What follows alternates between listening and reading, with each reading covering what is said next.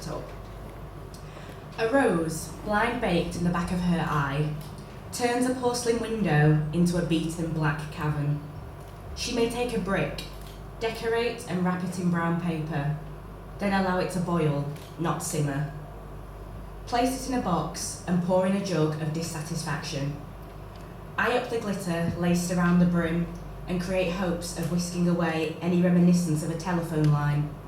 No more wires trapped in words, just a broken pencil that is incapable of stirring up sensation on an unloved page.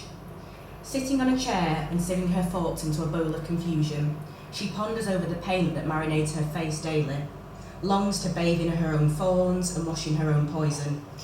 Fingering the sticks and cords that lean from her scalp, she considers how she'd like to be cooked today. And this one's called The Warmth of Childhood.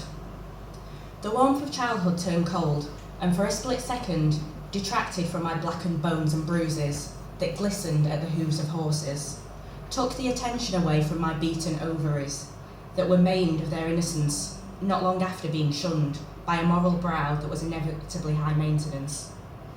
I'd always loathed Marmite, spent a lot of time talking about it, thinking about it, trying to scrape its sticky residue from the cavities between my teeth and my ilium, and the residue I could remove only ended up being smeared onto paper, digested in ink, and spat across a round table to eager listeners with emerald eyes.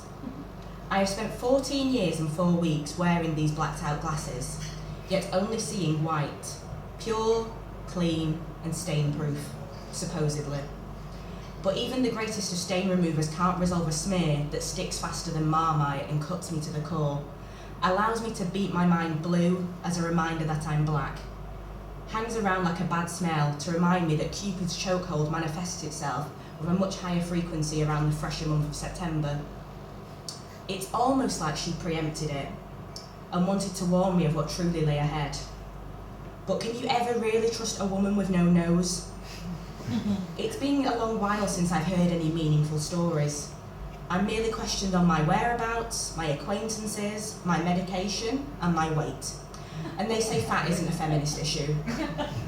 I exist purely as a product of pollination, pollution, and piracy, never to be placed in a weaved basket and become the leader no one expected me to be.